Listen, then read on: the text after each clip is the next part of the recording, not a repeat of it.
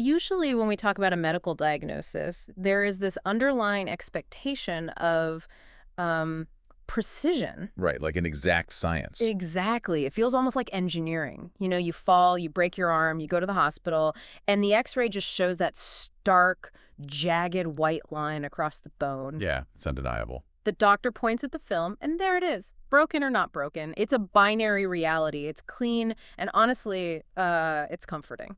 It is, Yeah. because that binary gives us the illusion of control. Right. I mean, when the parameters are clear, the solution seems clear. But then you step out of the physical realm, say, into the world of neurodevelopment or like psychological trauma, and suddenly that x-ray machine is just totally useless. Oh, entirely. The whole diagnostic landscape gets really murky. The clean lines blur. And I bring that up because today, for you, the listener, we are stepping into a different kind of murky water. We aren't looking at medical texts. No, definitely not. We are diving deep into a historical and theological narrative that is incredibly complex, deeply layered, and quite frankly, aggressively resistant to simple, binary explanations. It really is. We're unpacking a source document today titled A Royal Mismatch. It's this incredibly detailed analytical and theological commentary focused on a single, explosive chapter of ancient text, Acts chapter 12, verses 1 through 25. And it is a text that forces the reader to confront the very nature of power, both human and divine. Right. The author's commentary unpacks this rapid escalation of political persecution in the first century, plus a seemingly impossible prison break. Which is wild to read about. It is. And then it gets into the almost comical reality of human doubt and the really grisly downfall of a ruler who genuinely believed his own political height. Yeah, he really did. And at the center of all of this, the author relentlessly explores a core thesis, which is the theological problem of sovereignty. Basically, why does one person survive a crisis miraculously while another is brutally executed? Which means we need to set some ground rules right now. Definitely a good idea. Because the text we are analyzing contains intense theological themes. It touches on highly charged historical and political dynamics regarding early Christianity, first-century Judaism, and the massive lethal machinery of the Roman Empire. Right, there's a lot of heavy material there. So as we walk you through this deep dive, I want to be incredibly clear. We are acting strictly as neutral guides today. We are not here to take a political side. Exactly, or advocate for a specific theology. Our sole mission today is to impartially convey, unpack, and analyze the ideas, the viewpoints, and the historical claims exactly as they are presented in the author's original source material. We're essentially just mapping out the author's arguments so you can understand the architecture of this fascinating text. So let's get into it. Yeah, and to understand the author's case, we have to start where the text starts, which is essentially in a pressure cooker. Right. The source material drops us right into the opening of Acts 12, and the situation for the early church in Jerusalem is deteriorating at an alarming rate. It's bad. It's a multi-layered crisis. It isn't just political tension.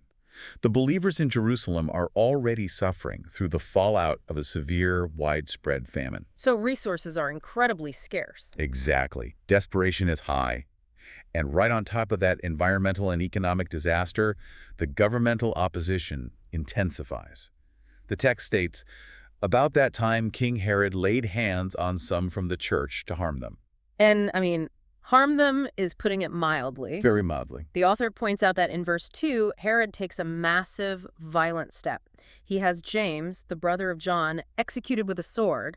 He beheads him. Yeah, and we need to pause here because James isn't just a random name on a list. Right, he's a huge figure. He was part of the inner circle of this movement. This is a targeted assassination of high-level leadership. And what does Herod do next? Verse 3 says, when he saw that this pleased the Jews, he proceeded to arrest Peter too. And he does this during the Feast of Unleavened Bread. Which is a massive public event. So I have to ask about the underlying mechanism here.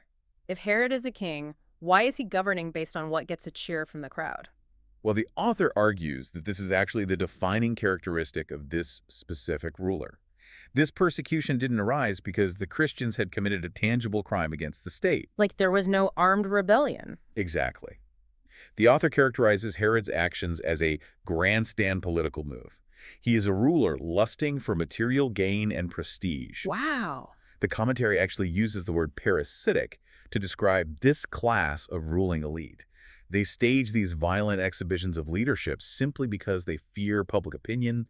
They govern by bloodlust and popularity polls. It makes me think of like a toxic social media algorithm. Oh, that's a great comparison. Because an algorithm doesn't care about truth and it doesn't care about justice. It only cares about engagement. Right. It optimizes for the reaction. Exactly. It optimizes for whatever gets the loudest reaction, the most clicks, the most shares. So Herod executes James, and he effectively watches his engagement metrics spike. The crowd cheers. So the algorithm says, do more of that. Right. He arrests Peter to keep the metrics climbing. But who exactly is this Herod? Because I know from reading other historical texts that the name Herod gets thrown around constantly, and it's incredibly confusing. Here's a tangled mess. Yeah. The source mentions a family tree, right? It does. And the family tree provided by the author is essential for understanding the psychological profile of the man making these decisions. Okay, lay it out for us. The King Herod in Acts 12 is specifically Herod Agrippa I. He ruled Palestine from 37 to 44 AD. Okay. But he is carrying the weight of a deeply dysfunctional, violently paranoid legacy. His grandfather was Herod the Great. Wait, Herod the Great, isn't that the king who, according to the historical accounts of Jesus' birth, ordered the slaughter of the infants in Bethlehem just to protect his throne? The very same. Wow. Yeah. He was a massive builder. He constructed the famous temple in Jerusalem, but he was also utterly ruthless in eliminating perceived threats. And the generations between Herod the Great and Agrippa I are just a bloodbath of paranoia. It sounds exhausting just to be in that family. Oh, absolutely. Herod the Great had multiple sons. You've got Antipater, Alexander, Herod Aristobulus, Herod Philip I, Herod Antipas I, Herod Archelaus, and Herod Philip II. It's a tangled web. And I recall the source mentioning Herod Antipas I. Yes. That's the Herod who ruled Galilee, right? The one who famously beheaded John the Baptist? Correct. And he did so at the request of Herodias. Who was she? She was actually the wife of his own half-brother, Herod Philip I. Oh, wow. That's, yeah, dysfunctional doesn't even begin to cover it. Exactly. It is a family defined by holding on to power at any moral cost. And Herod Agrippa I, our king in this narrative, is the son of Herod Aristobulus. Okay. The author cites the ancient historian Josephus, who summarized Agrippa I's life as a mediocre career. Ouch. Yeah. Furthermore, the Time Road notes that Agrippa I was appointed as king over Palestine by the Roman Emperor Gaius.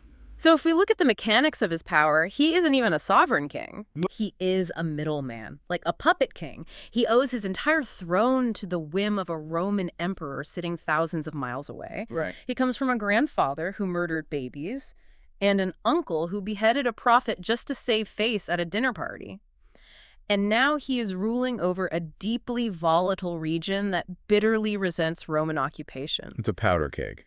When you frame it like that, his actions aren't just cruel, they are desperate. He has massive imposter syndrome, backed by the military might of Rome. And the author makes a direct theological parallel here regarding that exact desperation. How so? They compare Herod's actions to the pagan perception of the gods. The author explains that in a pagan worldview, the purpose of religion is utility. You use it to achieve your own selfish purposes. Okay, it's a tool. Right. It is an attempt to manipulate the divine to try to lead God or force outcomes, rather than submitting to a higher authority. So Herod is utilizing religious tension, executing religious leaders, not out of any theological conviction, but just as a lever to manipulate the masses. But didn't Herod realize he was playing with fire? I mean, he arrests Peter during the Feast of Unleavened Bread. The source notes this was a massive 7-day celebration right after Passover. Yeah, Jerusalem would be absolutely flooded with people. And Peter is a high-profile figure. By setting up a massive public show trial right after a holy festival, he's turning this into a spectacle. Does the author address why Herod wouldn't see the danger in creating a martyr on such a massive stage? I mean, doesn't martyrdom usually just fuel the movement? It's a great question, and the author addresses this by framing it as a definitive historical and theological turning point. Okay. The author argues that this section confirms Israel's rejection of their Messiah. The collective leadership and the crowd's approval of James's death solidify a historical pivot. Interesting. The text notes that the nation had suffered false starts in their history when they failed to follow divine leading, opting instead for political expediency. Herod assumes he is fighting a localized, manageable, earthly insurrection. He is totally blind to the larger movement. And the mechanism of that blindness has massive geopolitical consequences, right? Huge. Because the source points out that this localized pressure cooker in Jerusalem actually acts as a catalyst because the religious and political establishment in Jerusalem becomes so violently hostile, the early church is essentially forced out. Yes. The author notes that this persecution cemented the church's dramatic expansion outward into Gentile territory. It's the ultimate unintended consequence. It really is.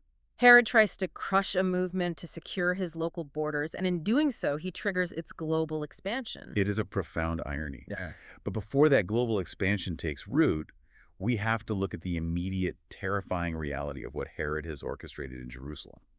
He has Peter, and he's determined not to lose him. Right.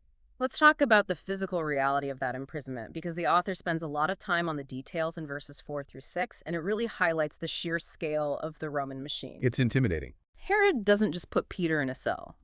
He hands him over to 4 squads of soldiers. That is 16 men dedicated solely to guarding one fisherman. Just for one guy. And on the night before this massive public trial, Peter is chained with 2 separate chains. He is sleeping physically between 2 soldiers, with more guards stationed outside the iron doors. It is maximum security. It is an impenetrable fortress of earthly power.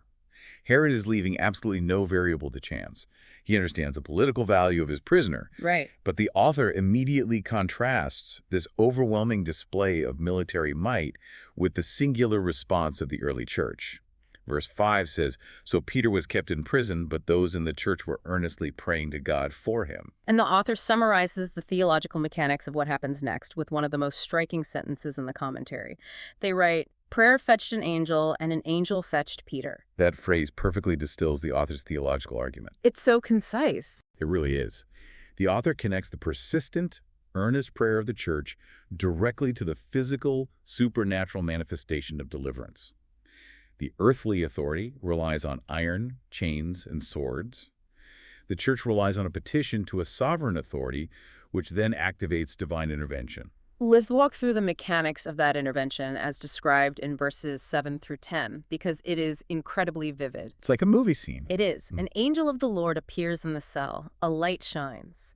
The angel physically strikes Peter on the side to wake him up, and the chains just fall off his wrist. Just like that. The angel tells him to get dressed, belt, sandals, cloak. They walk past the first guard, then the second guard.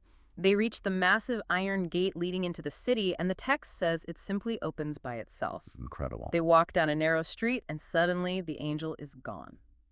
The author draws a very specific theological parallel here, arguing that God is doing for Peter exactly what he did for the Israelites during the Exodus from Egypt. Oh, wow. Yet it is a localized, personalized Exodus. The mechanics are the same. An oppressive, tyrannical power holds the innocent captive. Human escape is a mathematical impossibility. And then, supernatural intervention breaks the physical bonds and leads the captive out. So what's the takeaway there? The author's underlying principle here is that the plans of God cannot be frustrated by the fortifications of man. Okay, I have to stop at a detail that I find psychologically fascinating. What's that? It is the night before Peter is slated to be brought out to the mob. He knows what happened to James. He knows the sword is waiting for him in the morning. And yet when the angel arrives in the cell, Peter is sleeping. Fast asleep.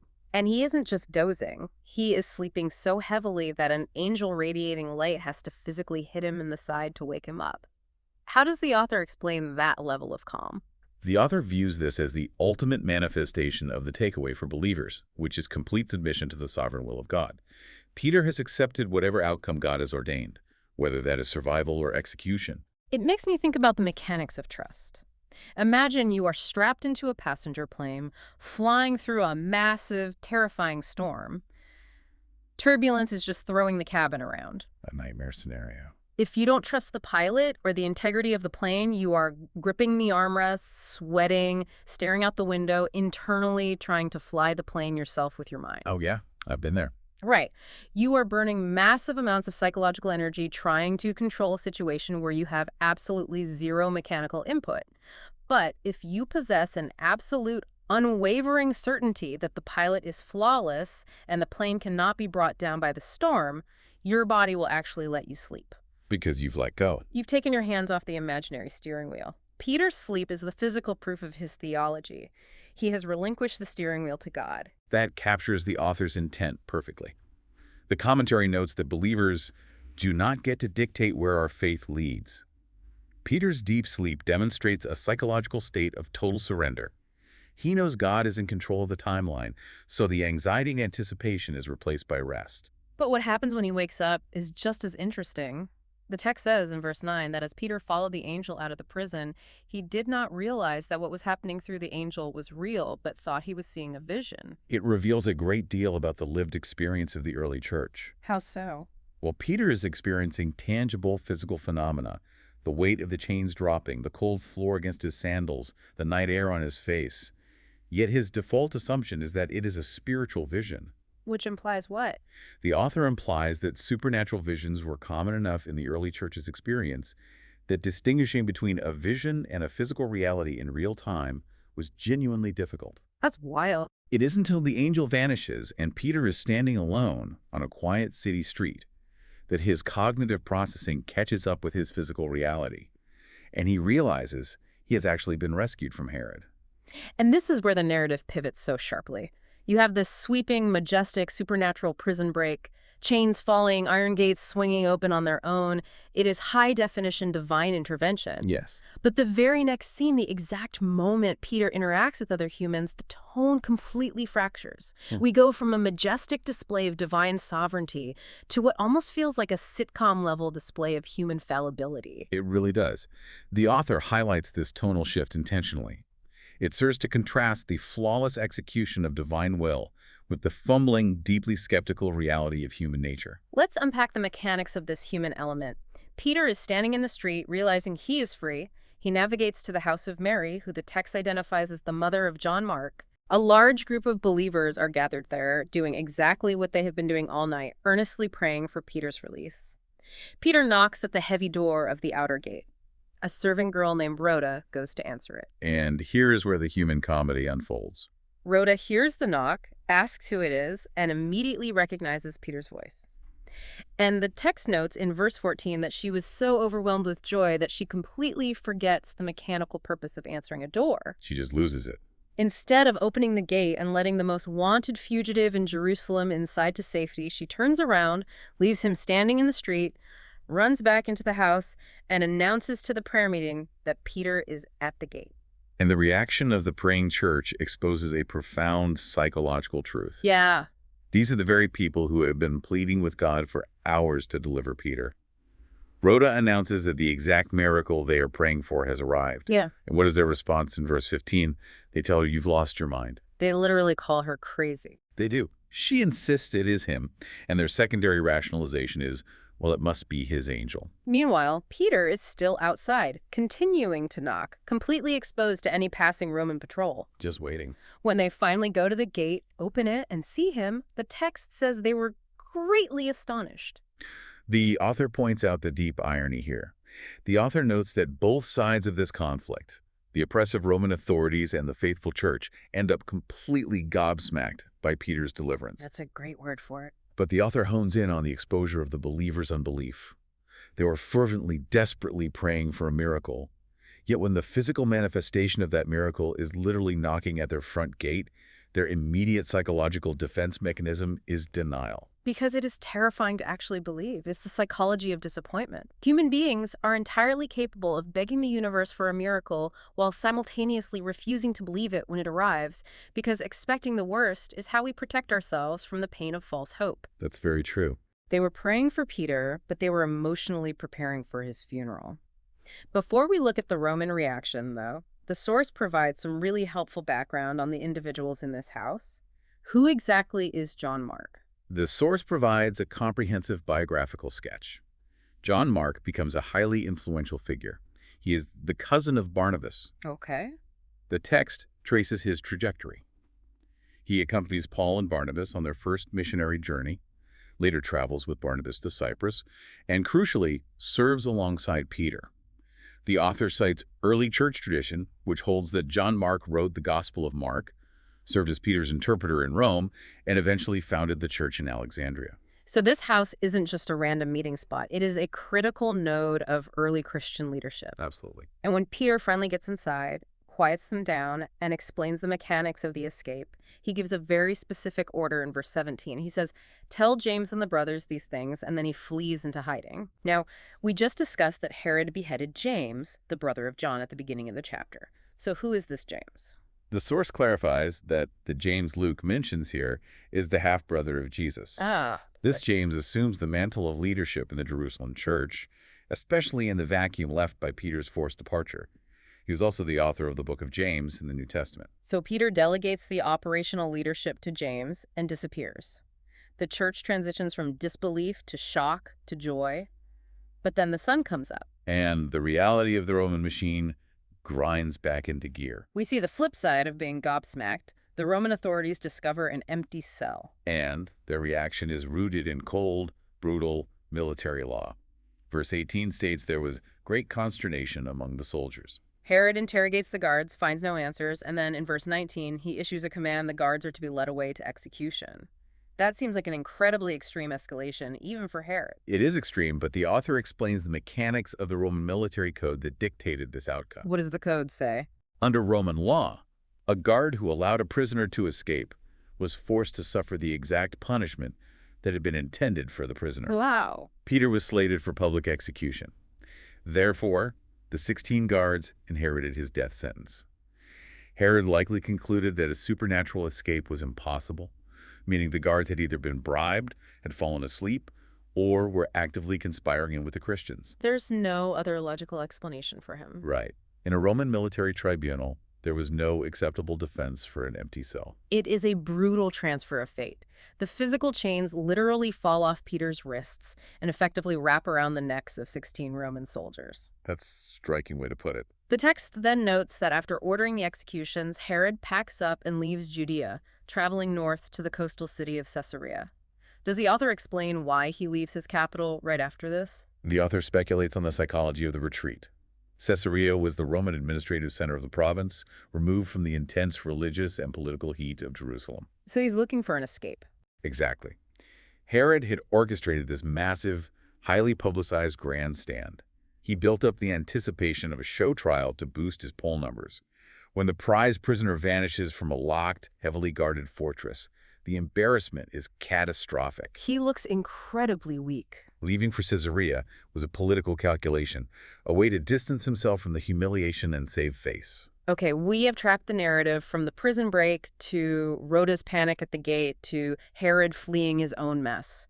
But I have to stop us here. Okay, what's up?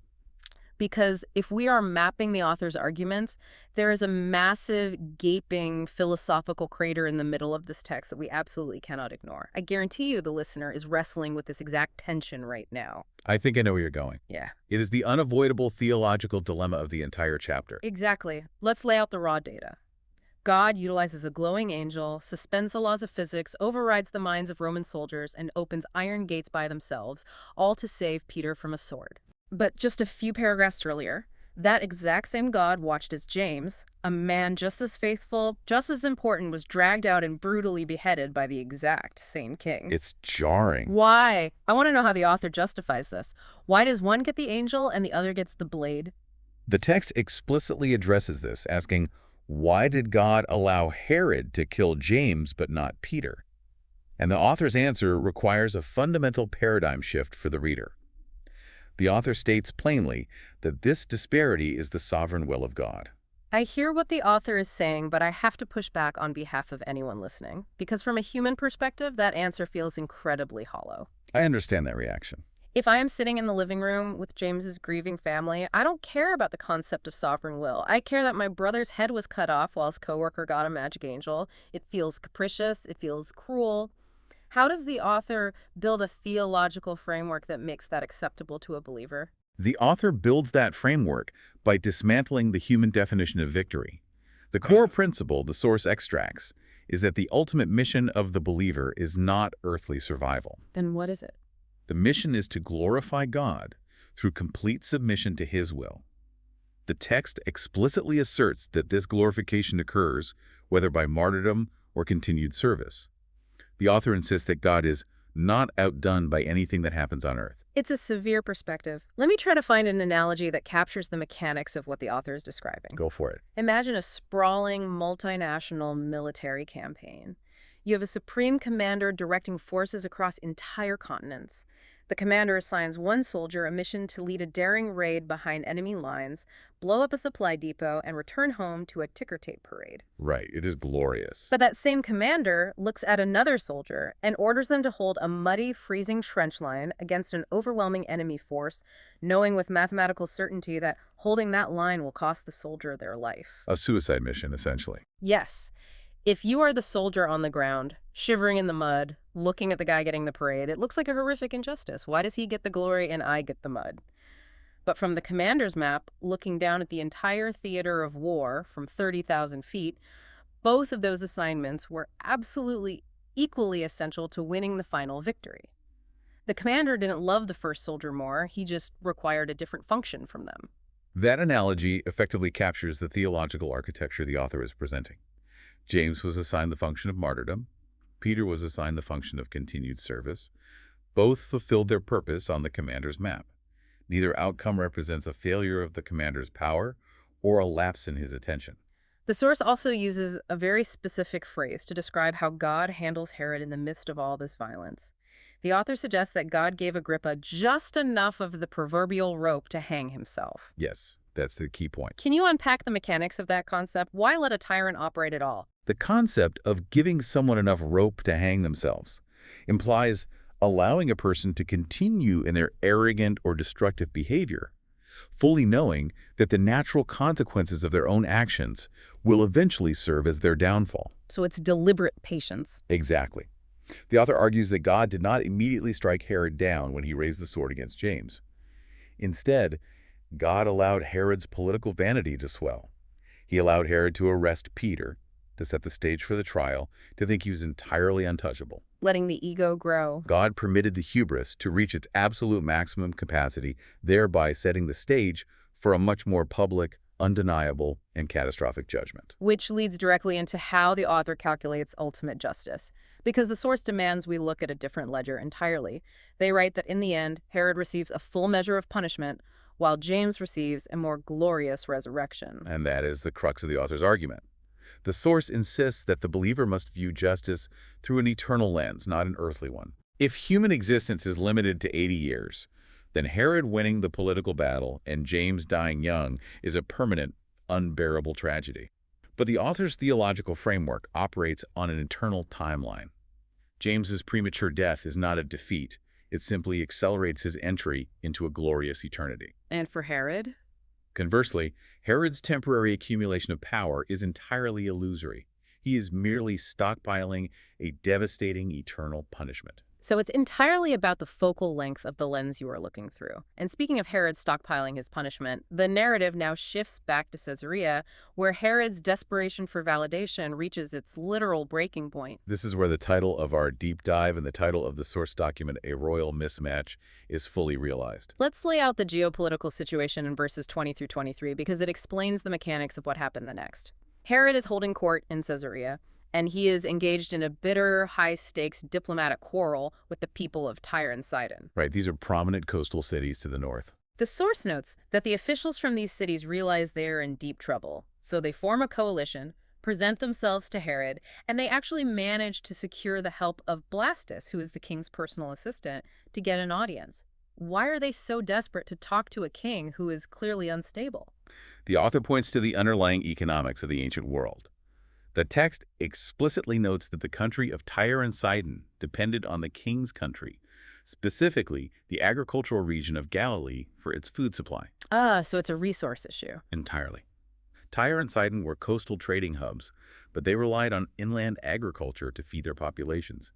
Herod effectively controlled their supply chain. If he embargoed their grain shipments, their people would starve. That's a massive point of leverage. They are highly motivated to appease him, regardless of their actual political allegiance.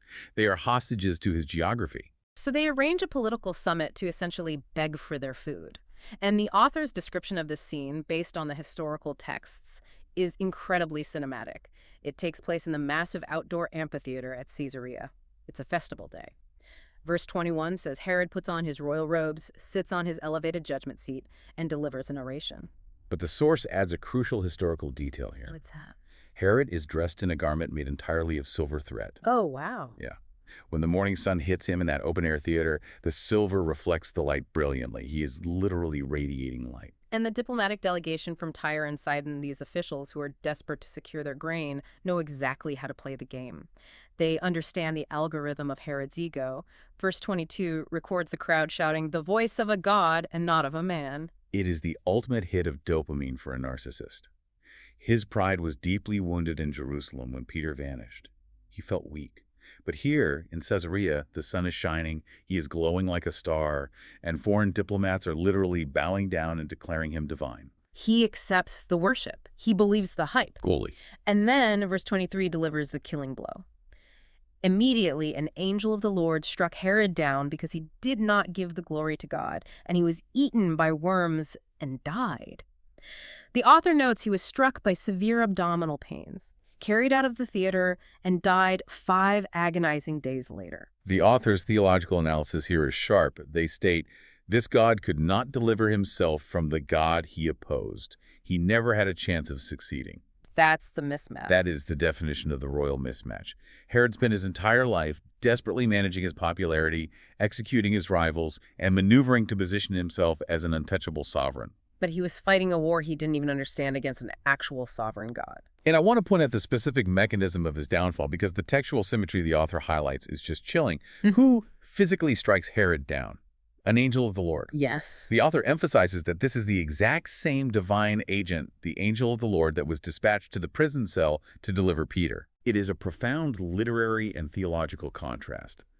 The author demonstrates that the identical divine force acts as an agent of life or an agent of death, depending entirely on the recipient's posture toward God. The angel brings miraculous liberation and life to the faithful apostle, and catastrophic judgment and death to the arrogant king. And we have to look at the specific biology of that judgment. The author extrapolates heavily on the method of death. Herod isn't struck by lightning. He isn't killed in a glorious military campaign. The text says he is eaten by worms.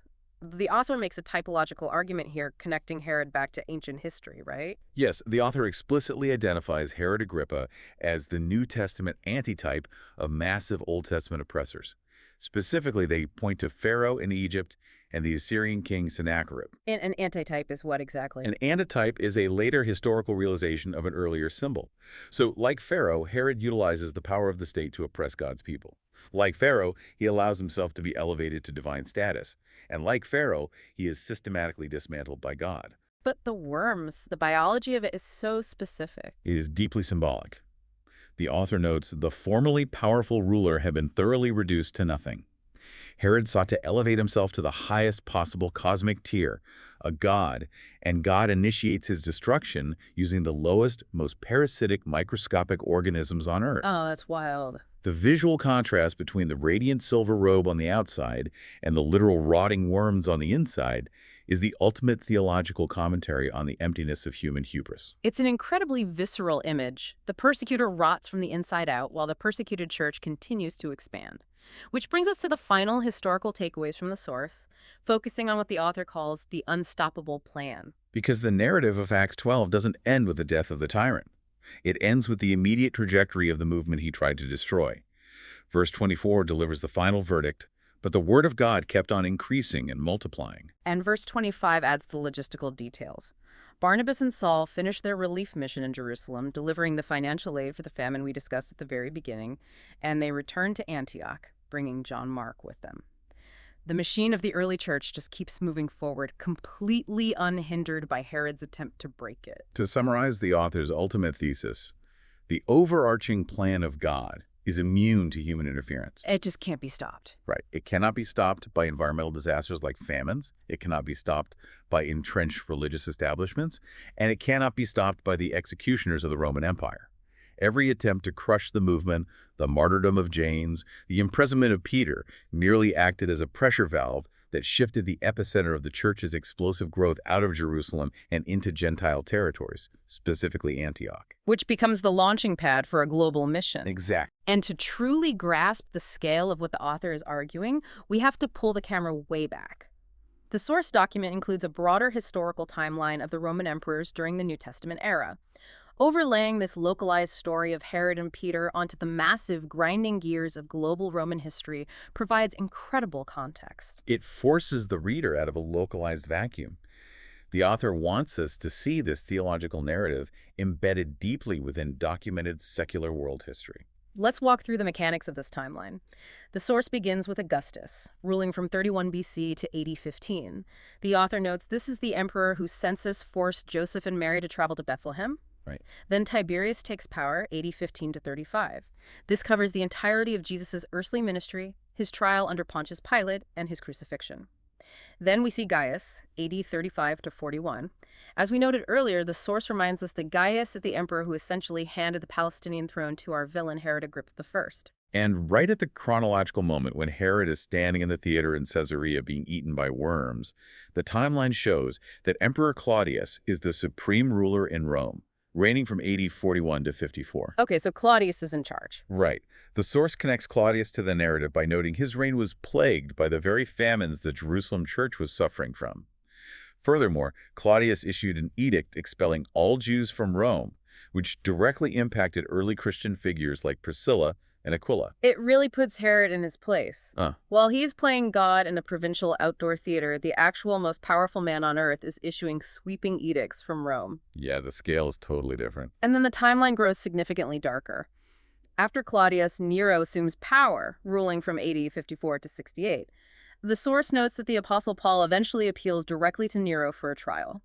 Nero initially tolerated Christianity, but in 64 AD, when a massive fire devastates Rome, he scapegoats the Christians, initiating a horrific, empire-wide wave of torture and execution. It's a brutal period. And crucially, the source cites early Christian traditions, stating that it is under Nero's orders that both Paul and Peter are eventually executed. Which adds a vital, sobering layer of nuance to our earlier discussion regarding sovereignty and survival. Now we have to address that. Peter was miraculously delivered from Herod's sword in chapter 12, but the timeline reveals he was not granted permanent immunity from martyrdom.